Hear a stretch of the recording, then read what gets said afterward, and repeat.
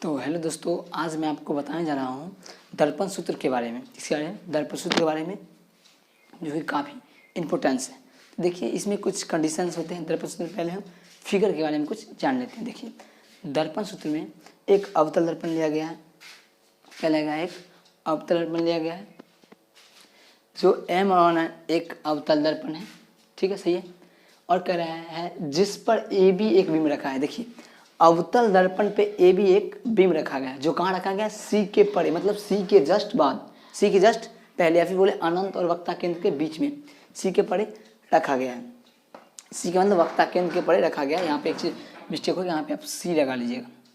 ठीक है, चलिए, या तो हो गया। इसके बाद हम आगे बता रहे हैं कि इसके बाद जो है आगे इस बिंब से, चलिए यहाँ तक नोट कीजिए। अब आगे देखिएगा, यहाँ क्या करेंगे।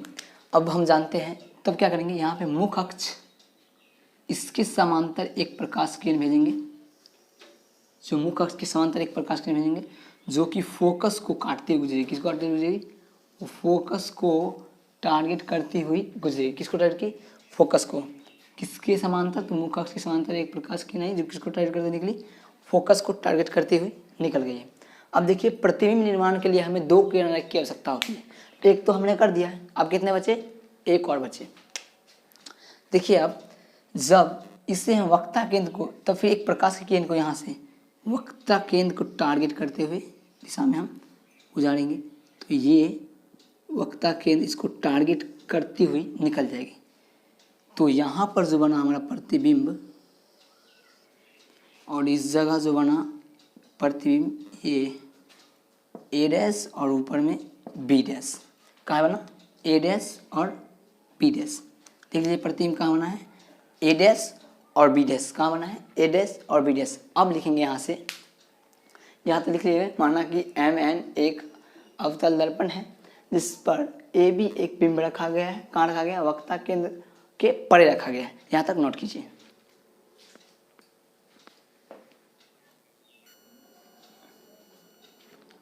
आगे देखिएगा, हमने बताया था, इतना तक हम लोग आपको बता देते थे। देखिए, आप देखिए, लिखा गया, माना कि MM डैश एक अवतल दर्पण है जिस पर AB एक बिंब रखा है। देखिए, जिस पर AB एक बिंब रखा है, वक्ता केंद्र रखा। कहाँ? वक्ता केंद्र और C के परे रखा, वक्ता केंद्र के परे रखा गया। अवतल दर्पण में इसका प्रतिबिंब वक्ता केंद्र और फोकस के मध्य बनता है। अवतल दर्पण में इसका प्रतिबिंब वक्ता केंद्र और फोकस के मध्य बनता है। चलिए, यहाँ तक आप लोग समझ गए, यहाँ तक नोट कीजिए। देखिए, हम जानते हैं कि जब प्रकाश की किरणें डायरेक्टली ध्रुव पे पड़ती है तो जितना कोण से आती है उतना कोण से क्या आती है? प्रवर्तित हो जाती है। और प्रवर्तित कहाँ मिलती है? प्रतिबिंब जहाँ पे बनता है वहाँ पे। तो देखिए, प्रतिबिंब यहाँ बन रहा है, क्या उसको टारगेट करते जा रही है? ठीक है, यहाँ तक नोट कर लीजिए। तो जिस बात आती है, जितने कोण से आती है उतने कोण से ही लौट जाती है। किस नियम से? तो ये नियम होगा आपका कोण I बराबर कोण RC। चलिए, यहाँ तक नोट कर लीजिए। ठीक है, चलिए, यहाँ से हम क्या करते हैं, दो त्रिभुज लेते हैं। अब देखिए, दो त्रिभुज कौन कौन होंगे, पहले बताते हैं आपको। ये किरण मान लीजिए M है। ये क्या है? M है। ये M है। क्या है? ये M है। तो आप देखिए, क्या ये इस पर अगर लंब डालेंगे तो क्या लगभग ये समान नहीं लग रहा है? लगभग अप्रॉक्सी समान लग रहा होगा। छोटा सा क्या है? छोटा सा ये दर्पण है, इसके लिए नगण्य मान सकते हैं। अवलंब डाल के P क्या है? नगण्य। इस पर अवलंब डालें तो लगभग क्या है? M और P क्या है? लगभग बराबर है। क्या है? लगभग बराबर है। अब देखिए, तो सब त्रिभुज में पहला त्रिभुज लेंगे हम। पहला त्रिभुज होगा हमारा त्रिभुज A dash B dash F, A dash B dash F। पहला त्रिभुज कौन सा है? पहला त्रिभुज है A dash B dash F। आपको ये त्रिभुज दिखाई दे रहा होगा। ये त्रिभुज है ना, तो मैं फिगर को गंदा करना, आप लोग फिगर बना लिए। देखिए, ये त्रिभुज आपको दिखाई दे रहा होगा, त्रिभुज A dash B dash F। पहले कौन सा त्रिभुज है? त्रिभुज A dash B dash F। और हमारा दूसरा त्रिभुज होगा त्रिभुज M N और P। क्या होगा? M F और P। कौन सा त्रिभुज होगा? M F P। तो दूसरा त्रिभुज हमारा कौन सा होगा? तो दूसरा त्रिभुज होगा त्रिभुज M P F। त्रिभुज और M P F लेते हैं। दोनों क्या है? दोनों क्या है? समरूप है। दोनों क्या है? समरूप है। त्रिभुज A dash B dash F और त्रिभुज M P F समरूप है। समरूप है, इसलिए लिखिए।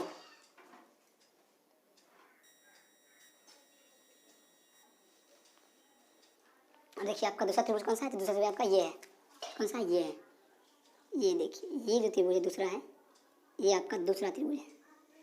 और हम जान दें दोनों त्रिभुज क्या है, समरूप है। तो दोनों त्रिभुज समरूप है तो इसका क्या सकता है, समरूप त्रिभुज का नियम क्या कहलाता है। तो समरूप में ये होता है कि इसकी लंबाई बट्टा इसकी लंबाई और इसका आधार बट्टा इसका आधार। चलिए आगे लिखेंगे, जो त्रिभुज में ए डैश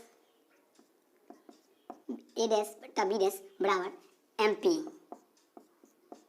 और बराबर में इसका होगा यहाँ से B F B dash F बट्टा पी एफ। यहाँ तक उतारिए, तो क्या है, ये आपका इसकी लंबाई अपॉन इसकी लंबाई और इसका आधार अपॉन इसका आधार। ये आपका यहाँ तक आ जाएंगे समीकरण से, समरूपता के नियम से। कहाँ से आएंगे, ये दोनों त्रिभुज समरूप है इसलिए समरूपता के नियम से ऐसा होगा। इसको आगे हम लिखेंगे, इसे आप देखिए इसे लिखेंगे, इसीलिए एम पी बराबर ए बी। क्या लिखेंगे, एम पी बराबर ए बी। अब सोच रहे होंगे जो ये एम पी ए पी के बराबर कैसे, एम पी जो है ए बी के बराबर कैसे है। तो देखिए एम पी की लंबाई कितना है, एम पी की लंबाई इतना है, और जस्ट अपन देखिए यही लंबाई किसके पास है, ए बी के पास है। तो हम ले सकते हैं ए पी बराबर एम पी बराबर ए बी। तो यहाँ से क्या हुआ, एम पी बराबर क्या, एम पी बराबर ए बी। तो जहाँ एम पी है वहाँ पे क्या लिखेंगे, ए बी। तो यहाँ से लिखेंगे A dash P dash upon A B बराबर B dash F P F. और ये हुआ हमारा इक्वेशन फर्स्ट। चलिए यहाँ तक नोट कीजिए। क्या क्या पुनः दो त्रिभुज फिर से माना हमने, जो क्या समरूप से पहला त्रिभुज है ए पी बी और दूसरा त्रिभुज है ए डैश पी और बी डैश। तो दोनों समरूप है।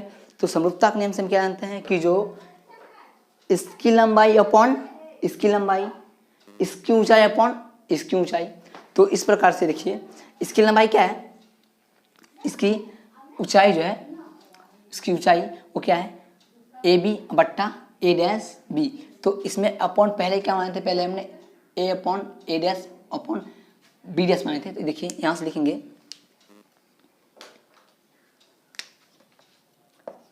ए डैश बी डैश बट्टा ए बी बराबर, अब देखिए इसकी जो है ना ऊंचाई तो हो गई, अब लंबाई, इसकी लंबाई अपॉन में इसकी लंबाई। तो इसकी लंबाई क्या है, पी बी डैश बट्टा इसकी क्या है, पी और बी है, क्या है, पी और बी है। तो आप समझ गएंगे ये कहाँ से आया, ये समरूपता के नियम से यहाँ पे आया है। चलिए जैसे जैसे लिखा है वैसे आप लिख लीजिए, जो कि हमारा क्या है, समीकरण सेकेंड है। चलिए यहाँ तक आइए, ये हमारा समीकरण फर्स्ट, ये हमारा समीकरण सेकेंड है, ठीक है।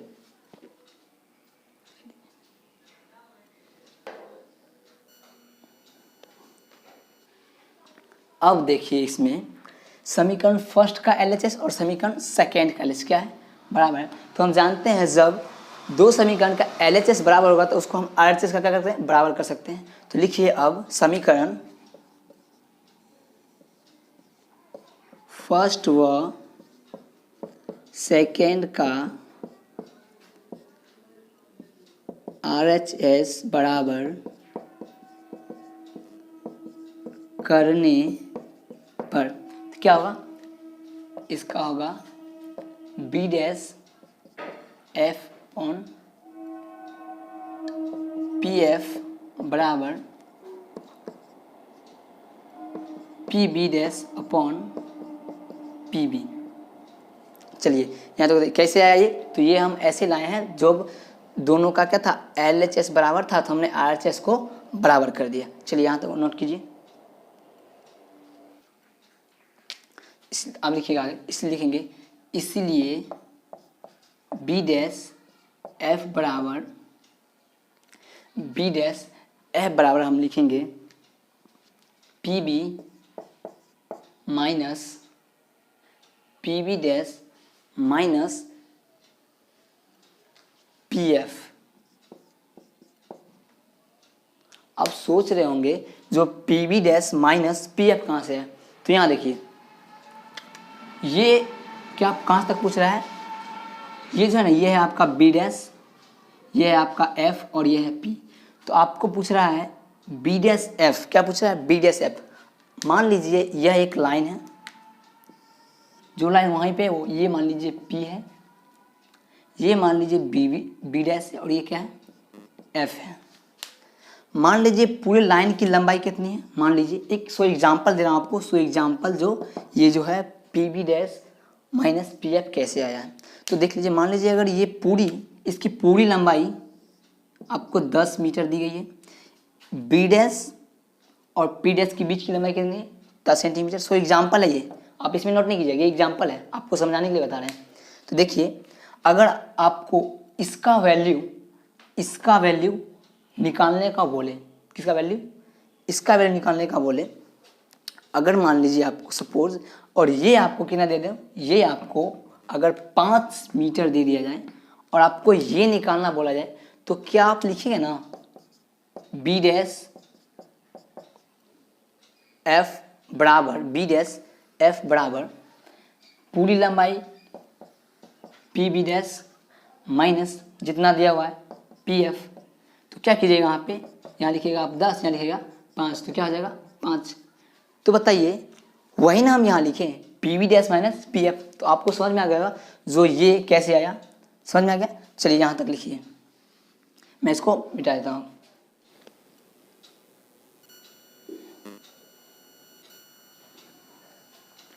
देखिए, अब ये जो बी डैश एफ है उसका मान यहाँ पे रखने पर, तो यहाँ पर क्या होगा, तो होगा ये P V dash minus F बट्टा P V dash minus P F बट्टा आपका हो जाएगा पी एफ, और ये आपका बराबर में हो जाएगा पी वी डैश बट्टा पी बी, जो आपका क्या है समीकरण थर्ड। चलिए, हमने समीकरण फर्स्ट, सेकेंड और थर्ड को ज्ञात कर लिया है। आप यहाँ तक नोट कीजिए, या फिर स्क्रीनशॉट लेना तो स्क्रीनशॉट ले सकते हैं। इसके बाद आगे आपको सिर्फ इक्वेशंस दिखाई देंगे। आगे देखिएगा, दो इंपॉर्टेंट नोट्स महत्वपूर्ण बिंदु हैं, जो क्या कहता है, कार्तीय चिन्ह प्रपाटी के अनुसार किरण की दिशा में मापी गई सभी दूरियां धनात्मक होती है, एवं किरण के विपरीत दिशा में मापी गई सभी दूरियां क्या होती है, ऋणात्मक होती है। दूसरा क्या कह रहा है, जितनी भी दूरियां मापी जाएगी सब कहाँ से मापी जाएगी, ध्रुव से मापी जाएगी।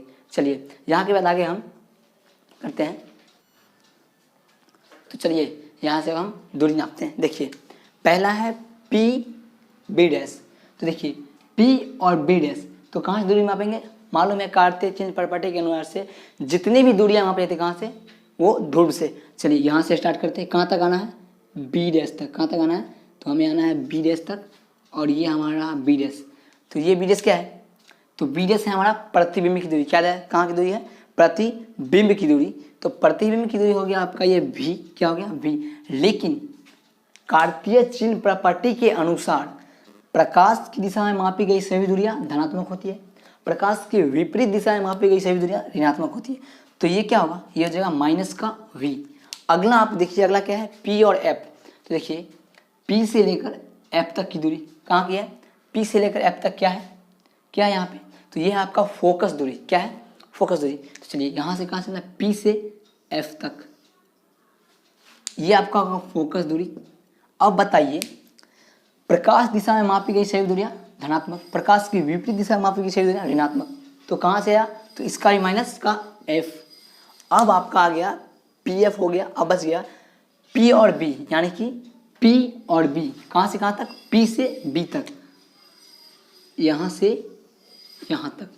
तो p से b तक की दूरी ये हो वस्तु की दूरी, तो वस्तु की दूरी लिखते हैं u से, किससे, u से। तो u भी है क्या, प्रकाश की विपरीत दिशा में, इसमें क्या आ जाएगा माइनस। अब आप सोच रहे होंगे कि यहाँ से दूरी क्यों नहीं मापे, तो आपको बता दें कि कार्तीय चिन्ह प्रपाटी रूल के हिसाब से यह कहता है कि जितनी भी दूरी मापी जाएगी सब कहाँ से मापी जाएगी, ध्रुव से मापी जाएगी। कहाँ से, सब ध्रुव से मापी जाएगी। तो इस प्रकार हम लिखेंगे पी बी डैश बराबर पी बी बी डैश बराबर प्रतिबिंब पी बी बी डैश बराबर प्रतिबिंब की ध्रुव से दूरी बराबर माइनस का v। उसके बाद लिखेंगे पी एफ बराबर पी एफ बराबर हम लिखेंगे फोकस दूरी, क्या लिखेंगे, फोकस दूरी क्या है बराबर माइनस का एफ, उसके बाद लिखेंगे पी बी। अब पी बी क्या लिखेंगे, पी बी बराबर लिखेंगे वस्तु की ध्रुव से दूरी बराबर माइनस का u। चलिए यहाँ तक नोट कीजिए। चलिए देखिए यहाँ से हमें दर्पण सूत्र में फर्स्ट समीकरण नहीं मिला था, सेकंड समीकरण नहीं मिला, थर्ड समीकरण नहीं मिला। उसके बाद हम फिगर से दूरी नापे थे तो चिन्ह प्रॉपर्टी के अनुसार पहले पी बी डैश बराबर हमको माइनस भी मिला और पी एफ बराबर माइनस का एफ मिला और पी बराबर माइनस का यू मिला। आपको मालूम होगा कि ये माइनस का भी क्या है, प्रतिबिंब की दूरी है और ये एफ फोकस दूरी है और ये वस्तु की दूरी है। चलिए अब इस तीनों वैल्यूज़ को इसमें रखेंगे समीकरण 3 में। ये जो आपको दिखाई देगा ना, इसमें आप इसका मान पुट कर दे। चलिए यहाँ देखिए, तो इस साइड आप देखिए, इसका प्रोसेस यहाँ कर दे क्या है, P B dash minus P F बट्टा पी एफ और ये बराबर हो गया पी बी डैश बराबर पी बी डैश, बट्टा में क्या है, पी बी है, यहाँ लिखेंगे पी बी। अब देखिए यहाँ पे पी बी डैश का मान कितना है, माइनस का भी, लिखिए माइनस का, तो आप लिखिएगा माइनस का v माइनस पी बी का कितना वैल्यू है, पी बी का, पी एफ का वैल्यू कितना है, पी और एफ का माइनस का एफ क्या है, माइनस का एफ, माइनस का एफ बट्टा पी एफ का वैल्यू माइनस का एफ। चलिए बराबर, अब क्या करेंगे, P B dash, P B dash कितना है, पी बी डैश कितना है, माइनस का वी है, क्या है माइनस का, देखिए माइनस का वी, पी बी कितना है, पी बी माइनस का यू। अब देखिए माइनस से माइनस खत्म, ये माइनस से माइनस, ये माइनस खत्म हो गया। चलिए तो आपको बता देते हैं ये माइनस से माइनस यहाँ क्या है, माइनस खत्म हो गए हैं। आप प्लस में समझ लीजिएगा, इसको सही कर रहे हैं। ये था आपका माइनस और ये था माइनस और ऐसे माइनस ऐसे ऐसे कट गए।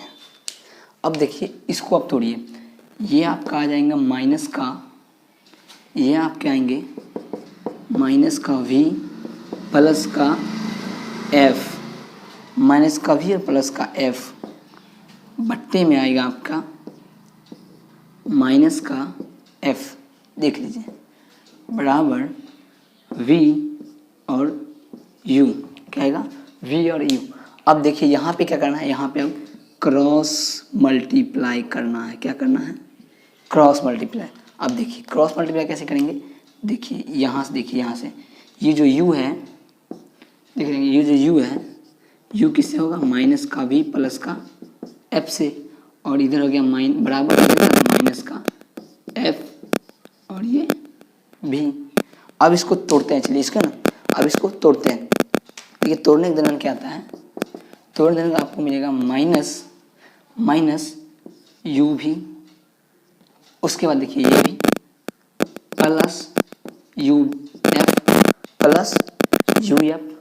अब देखिए माइनस एफ और बी, क्लियर है। अब यहाँ से देखिएगा, अब यहाँ तक हमें आ गया है। अब देखिए यहाँ से हमें कुछ एक छोटा सा टर्म करना है, यहाँ तक अब लिख लीजिए, इसके बाद हम करेंगे। चलिए अब देखिए यहाँ तक हमें समीकरण मिल गया था, क्या था समीकरण, जो नीचे था उसी को हम ऊपर लिख दिए, जगह नहीं था इसलिए। अब देखिए अब लिखेंगे इसमें समीकरण, दोनों समीकरण में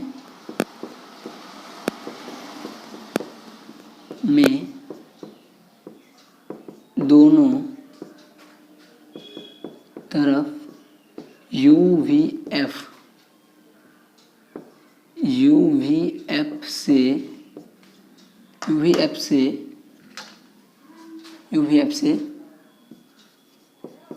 भाग देने पर देखिए आप भाग दीजिए, माइनस यू भी बट्टा यू भी एफ प्लस यू एफ बट्टा यू भी एफ बराबर माइनस एफ भी यू वी एफ। अब देखिए कुछ कटने वाले टर्म्स हैं, बताते हैं कौन कौन से टर्म्स कटेंगे। देखिए यहाँ पे यू भी और यहाँ पे यू भी, चलिए ये खत्म ये खत्म, यहाँ पे यू एफ और यहाँ पे ये यू और ये यहाँ पे यू एफ कट गया, यहाँ पे वी एफ और यहाँ पे वी एफ खत्म हो गया।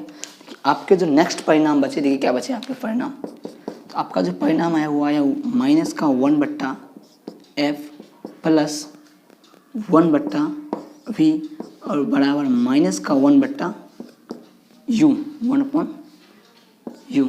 अब देखिए इस माइनस वाले टर्म को इधर कर लेंगे, इस माइनस वाले टर्म को उधर करेंगे, तो इस प्रकार लिखेंगे हम 1/v प्लस ये आएगा इधर तो प्लस 1/u और बराबर ये माइनस वाला उधर जाएगा तो 1/f। और ये जो हमारा लास्ट परिणाम मिला, ये जो हमारा परिणाम यही क्या है, यही है हमारा दर्पण सूत्र।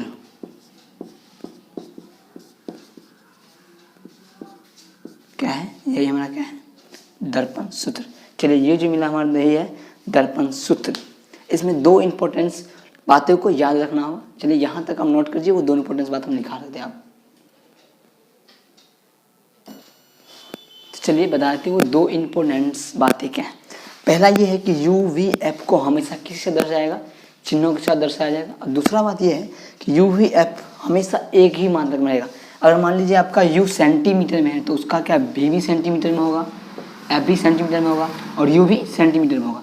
कोई भी मात्रक रहेगा तीनों का सेम मात्रक रहेगा। अगर ये सब तीनों मीटर में है तो तीनों क्या रहेंगे, मीटर में ही रहेंगे। इसी प्रकार से आज हम दर्पण सूत्र नाम का टॉपिक को ख़त्म कर लिए। तो दोस्तों अगर आपको वीडियो अच्छा लगे तो चैनल को सब्सक्राइब कीजिएगा और लाइक करिएगा, ज़्यादा से ज़्यादा तक शेयर करिएगा।